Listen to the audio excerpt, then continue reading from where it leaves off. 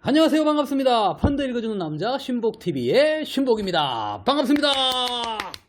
자, 그럼 수익률은 어떤가 한번 볼까요? 자, 수익률입니다. 수익률 지금 최근 일주일 1%. 제가 아까 말씀드렸듯이 수익률이 나쁜이 아니에요. 보세요. 연초 이후에 올 지금 6개월인데요 6.3% 수익을 내고 있어요. 채권형이 얼마나 매력적이에요. 근데 이게 왜 6%를 내고 있어요? 지금 주식형도 폭락장 왔다가 갔기 때문에 요 정도 수익밖에 안 돼요. 근데 채권형이다 보니까 뭐 코로나가 오히려 더 호재가 된 거죠. 왜? 달러 가치가 올라갔으니까. 여기 보시면요. 최근 일주일에 1%. 최근 일주일 동안 1% 수익을 냈어요. 자, 1개월 동안은 마이너스 0.35%. 요 기간이 왜 0.35%가 됐냐고 그러면요.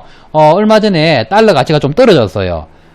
1100원대로 떨어졌잖아요. 그때 손실이 조금 난 거예요. 그렇게 해서 최근 1개월로 따지면 0.35고요. 3개월 투자하신 분들은 0.62의 수익률을 내고 있습니다. 지금 현재 6개월 투자 수익 하신 분들은 5.19 이렇게 냈고요. 1년 동안은 5.28을 내고 있습니다. 1년에 5%. 아이고. 자, 수익률 차트를 한번 보겠습니다. 수익률 차트는요. 2019년도에 이 상품이 시작이 되어 가지고 우상향을 했다라는 것을 보실 수가 있습니다. 그죠?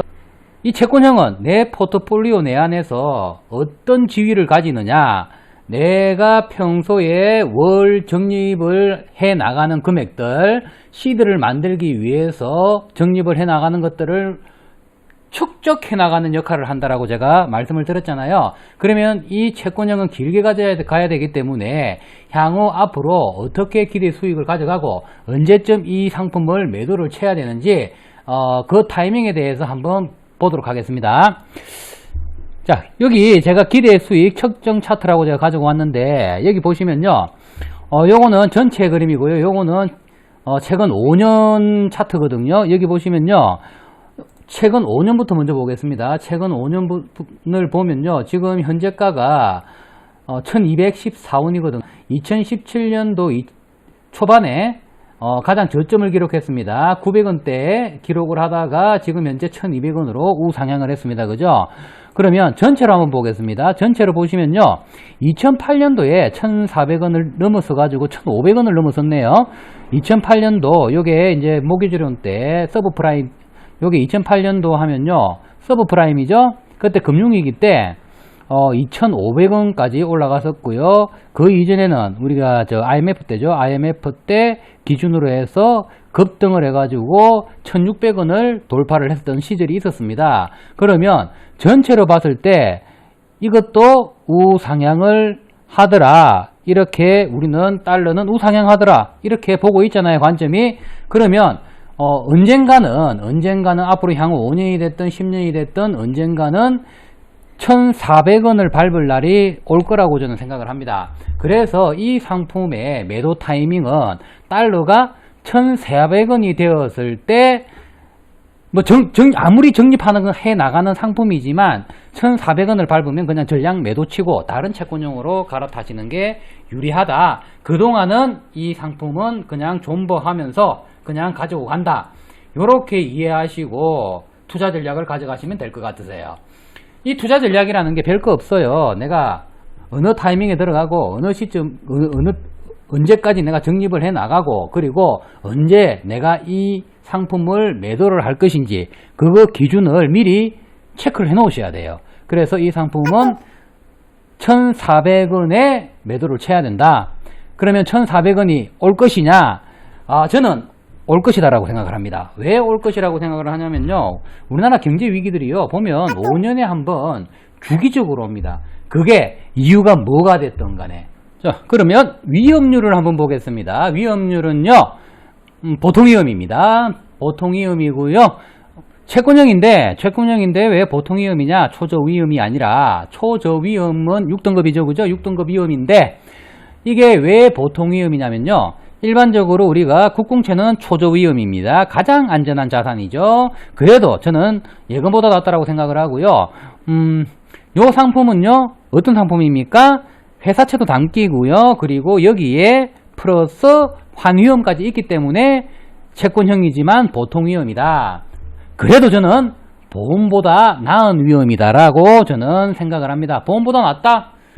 보험보다 낫다라는 이유는요, 다른 게 아닙니다. 보험으로 우리가 장기적으로 적립하시는 분들 많으세요. 그런데 이게 설계사들이 그렇게 설명을 해가지고 상품을 가입을 하시는데, 그 장기라는 게요, 너무 길어요.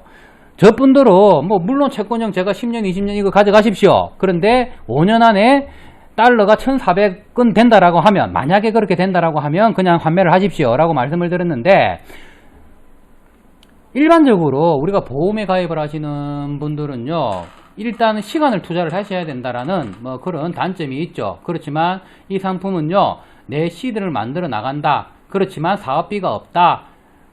운영보수 0.3%, 1% 내에는요, 정말 괜찮잖아요. 그렇게 해서 적립을 해 나가시면서 수익도, 기대 수익도 보험보다는 훨씬 낫습니다. 제가 그 보험보다 나은 이유를 앞에 설명할 때 말씀을 드렸잖아요. 그죠? 자, 표준 편차를 먼저 한번 보겠습니다. 표준 편차. 표준 편차, 수익률 변동성의 크기를 측정하는 값이고요.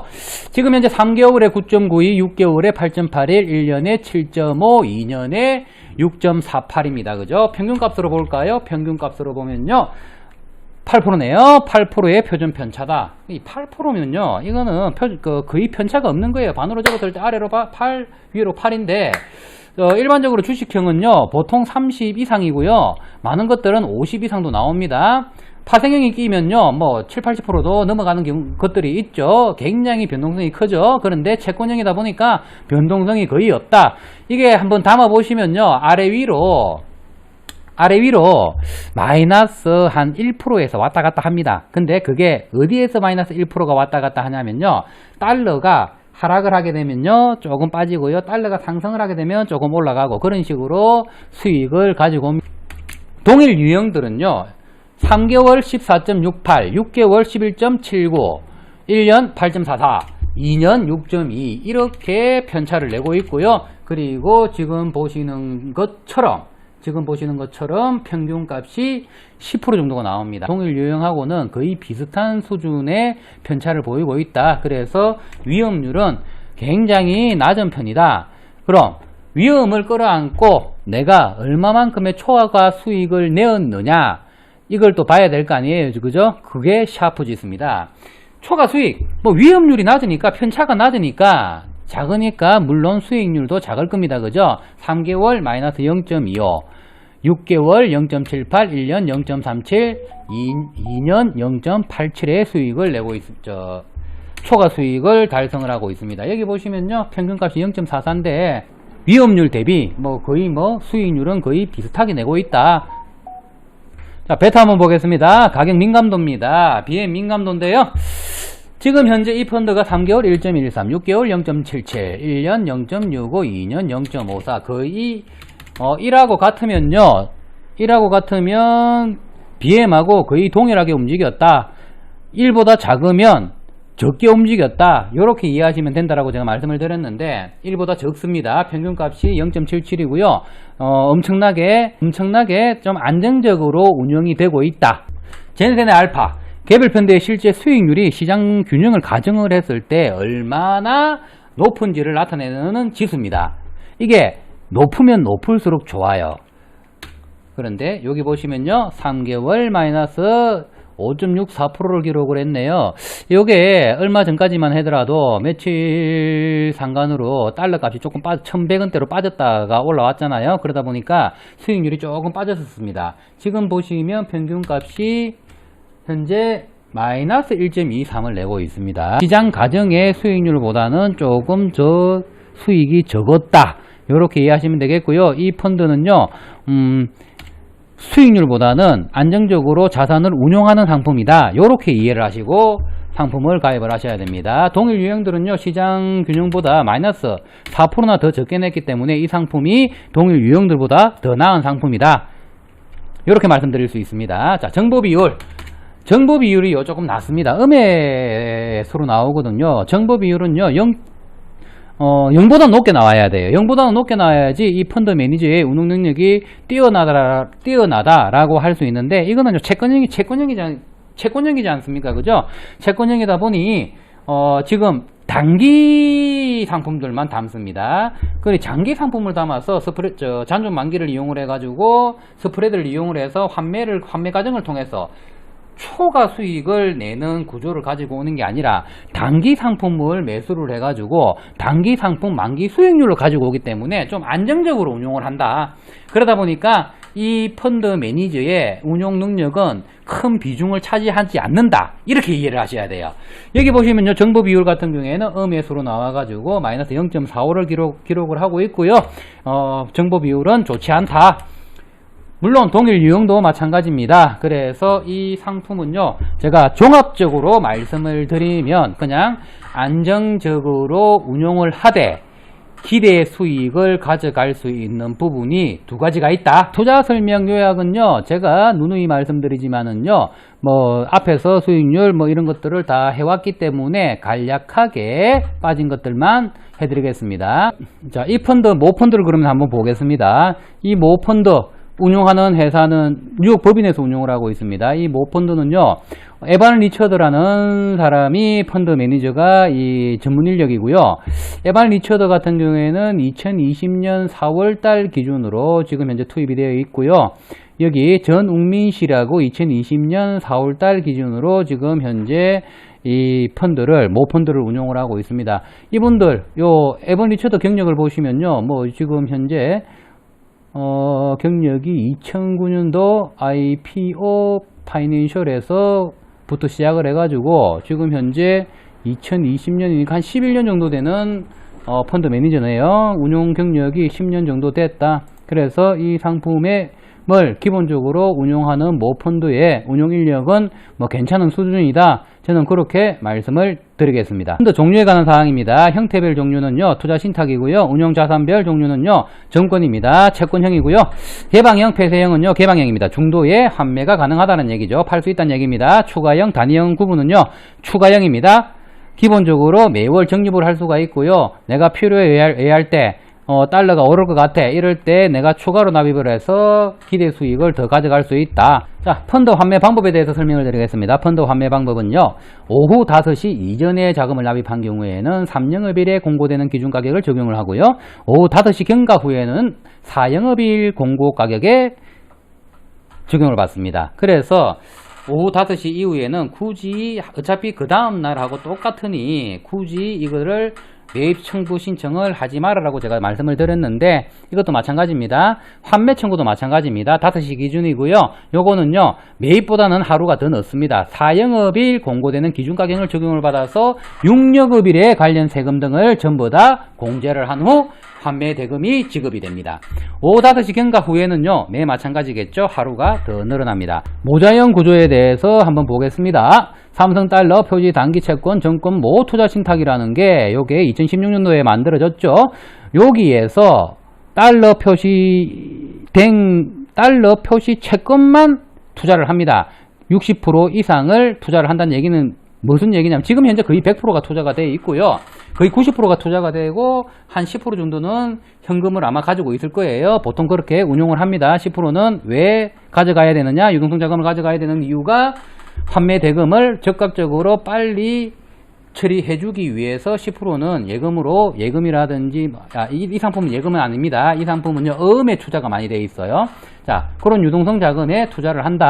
자, 삼성 운용자산 보겠습니다. 삼성 운용자산, 제가 이거 삼성 운용자산 거는요, 몇 번 제가 올려드렸기 때문에 굳이 설명을 길게 하지 않겠습니다. 현금성 자산, 유동성 자산, 현재 지금 부채하고 자본 총계 다 합쳐가지고 얼마다? 8,330억이다. 형사 재무상태표 이거 올려드리면서 말씀을 드리는데, 그거 꼭 기억하셔야 돼요. 은행에서, 물론 제가 은행에서 왜 중소형 자산운용사들 거를 그렇게 소개를 많이 해주는 줄 모르겠는데, 물론 일부 펀드들이 보면요, 중소형 자산회사들이 정말 운용 잘해가지고 수익 잘 내는 상품들이 있어요. 그렇지만 그만큼 위험할 수도 있으니 저는 조심해야 된다라고 생각을 합니다. 조심해서 나쁠 거 없잖아요. 기본적으로 자산운용사들, 요즘 중소형 자산운용사들 대표이사들 보면요, 나이가 정말 어립니다.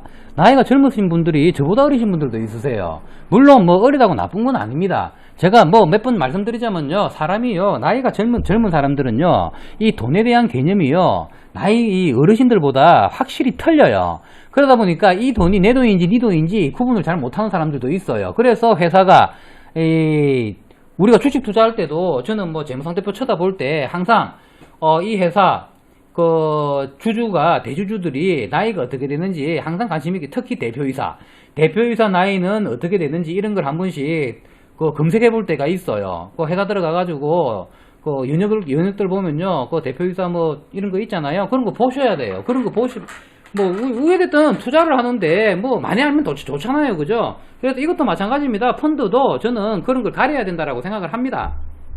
자, 이만 저는 마치도록 하겠습니다. 항상 투자의 책임은 본인에게 있다라는 거 항상 인지하시고요. 성토하시길 바랍니다.